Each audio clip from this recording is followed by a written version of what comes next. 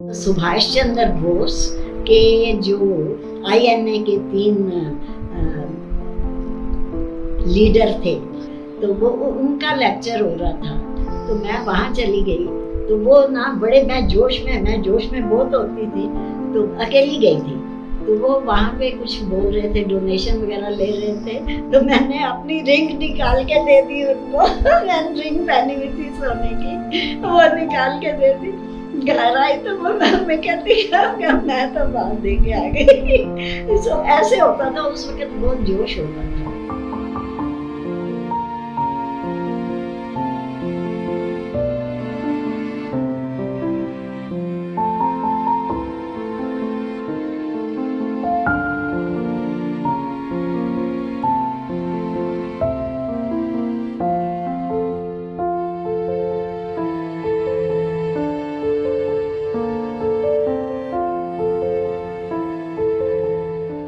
मेरे मम्मी तो कम से कम 2-3 साल तक तो मेरे मम्मी कहते थे कि नहीं, हम तो वापस चले जाएंगे।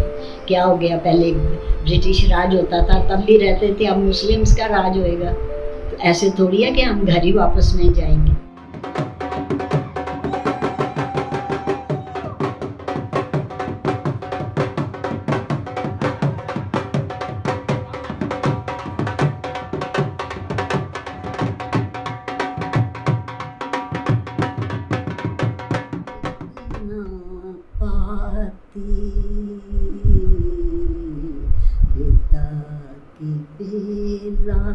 तुमने कहा था भूल ना जाना, लिखना पाती। उस वक्त लाइफ हमारे टाइम में, that is early 40s you can say, तो उस वक्त बिल्कुल डिफरेंट थी। आजकल तो आप लोग उसका सोच भी नहीं सकते, इतना चेंज आ गया है। तो we really use to enjoy going to school also.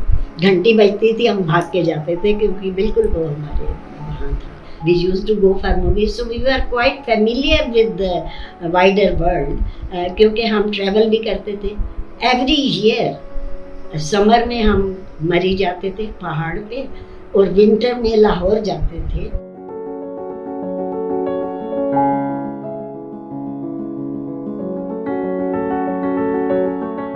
मेरे फादर बड़े ही प्रोग्रेसिव आइडियाज के थे। उन्होंने हम बहन भाइयों में बिल्कुल भी डिफरेंस नहीं रखा, पढ़ाई के मामले में या किसी भी और मामले में। एक्चुअली स्पीकिंग, मेरी बड़ी बहन जो है वो तो लाहौर हॉस्टल में रह के उन्होंने 37 में BA-BT किया, टीचिंग ट्रेनिंग। और उसके बाद हमारी बहनें भी, हमें हमारे फादर ने कभी मना नहीं किया कि क्या करना, जितना हम पढ़ना चाहें उतना पढ़े। And he was very ambitious, he wanted to send one of us to Shanti Niketan, क्योंकि उस टाइम वो होता था, वो रविंद्रनाथ टैगोर के बहुत ही बड़े फैन थे।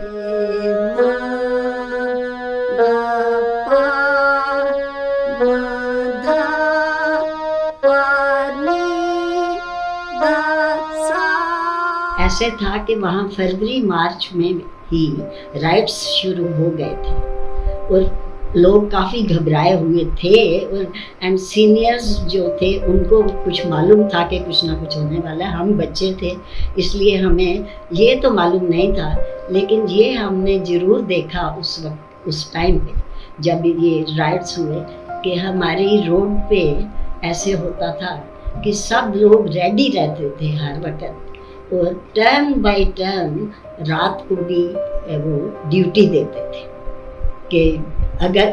और फिर उन्होंने क्या किया हुआ था कि एक बड़ा घर था जहाँ पे जगह पूरी वो क्लियर करके उन्होंने रखी हुई थी, और सबको इंस्ट्रक्शन थी कि अगर कोई बिगुल वगैरह रखा हुआ था उन्होंने, कि अगर एकदम से कुछ प्रॉब्लम आती है तो ये बिगुल की आवाज़ सुन के या एक दूसरे को सुन के सब लोग वहाँ एक जगह पे इकट्ठे हो जाएंगे। मेरी मम्मी जो है वो एक बार फंस गए थे बाहर, वो बाहर गए और वहाँ पे ही राइट्स शुरू हो गए।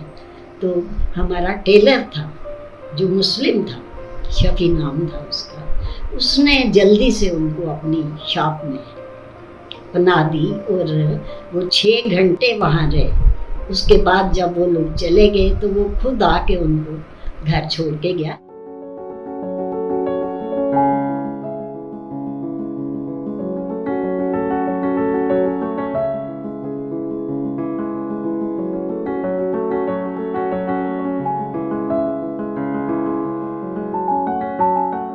देखिए, मिस तो मैं करते थे, ज़रूर हम मिस करते थे, क्योंकि वहाँ सब कुछ था, लेकिन थोड़ा टाइम लगा ये सोचने में कि हम जा ही नहीं रहे अब वापस। लेकिन क्योंकि घर में ऐसे था कि पेरेंट्स जो थे उन्होंने बहुत ही सफ़र किया, नॉट थोड़ा, बहुत ज़्यादा सफ़र किया, क्योंकि मेरे फादर ऑलरेडी रिटायर्ड थे जब ये पार्टीशन हुई, और वो इधर आने के बाद उनको, वो तो काम तो कर नहीं सकते थे, अब पेंशन बड़ी ही कम थी उनकी, और बैंक 3 में उनका अकाउंट था, वो बैंक सारे ही फेल हो गए। लेकिन क्योंकि मेरे ब्रदर आर्मी में थे और घर मिल गया हमें रहने के लिए, इसीलिए मैं कहती हूँ कि हमने उस तरीके की तकलीफ़ नहीं देखी। पर मेरी पढ़ाई बड़ी इफ़ेक्ट हुई, बहुत ज़्यादा इफ़ेक्ट हुई। मैं वहाँ से मैट्रिक तो फिनिश करके आई थी, इसलिए एटलीस्ट था कि स्कूल फिनिश हो गया।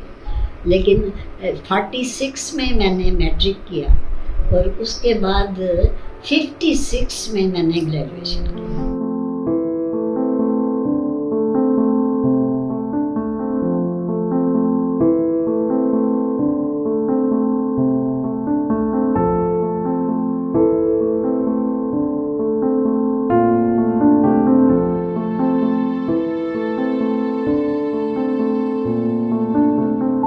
तो 1952 के रिपब्लिक डे टैब्लो में पंजाबी थिएटर की तरफ से मैंने उसमें हिस्सा लिया था। वो मुझे कभी नहीं भूलता, क्योंकि एक तो उस वक्त नया बहुत जोश था अंदर, और चीज़ भी वो समथिंग नई थी। तो 52 में ये फर्स्ट रिपब्लिक डे था जो राजपथ से आया था।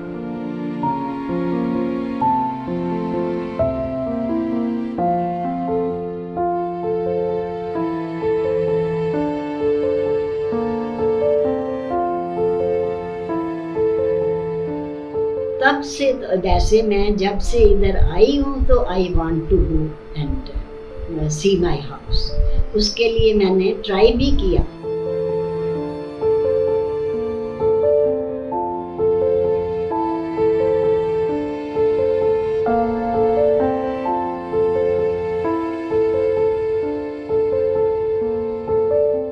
उसमें एक थे मिस्टर सज्जाद हुसैन, उन्होंने कहा कि आप बताइए तो आपका घर हम, और मेरा घर ढूंढना बिल्कुल भी मुश्किल नहीं था, because it is surrounded by lot of landmarks, lot of.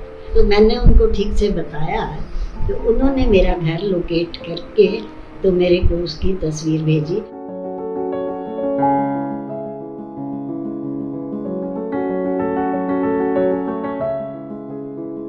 इतना प्यार वो दे रहे हैं। ठीक है, मैं मिली नहीं अभी किसी को, लेकिन नहीं मिलने के बावजूद मुझे इतना अपनापन मिला है कि मैं तो उसमें भी पक्का बिलीव करती हूँ। इसलिए मैं हिम्मत करके अकेली जा रही हूँ।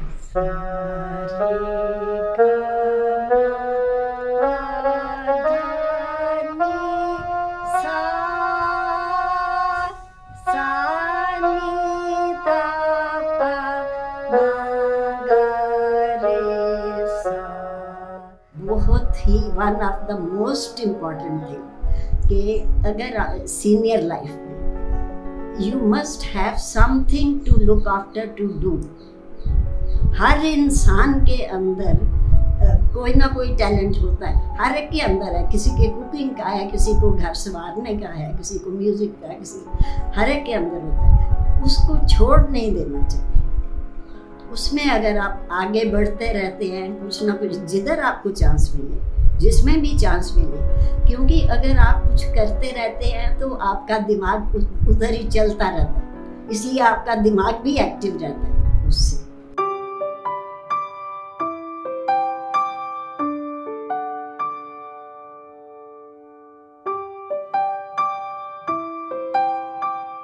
पाकिस्तान के लोग जो हैं वो हमारे जैसे उसी तरह ही हैं और वो भी मिलना चाहते हैं, हम भी मिलना चाहते हैं। अब गवर्नमेंट जाने और गवर्नमेंट और रिलीजन वाले क्यों बीच में ऐसे करते हैं, नहीं होना चाहिए। एक दूसरे की रिलीजन की रिस्पेक्ट करके भी तो हम एक साथ मिल के रह सकते हैं। और उसी की वजह से मेरे को कोई भी खराब नहीं लगता। जब पाकिस्तान बना इतनी तकलीफ़ों में से गुजरे, तब भी उन्होंने यही बताया कि लोग खराब नहीं होते हैं, ये जो भी सिचुएशन आती है उसको आप हैंडल करो जैसे वो है।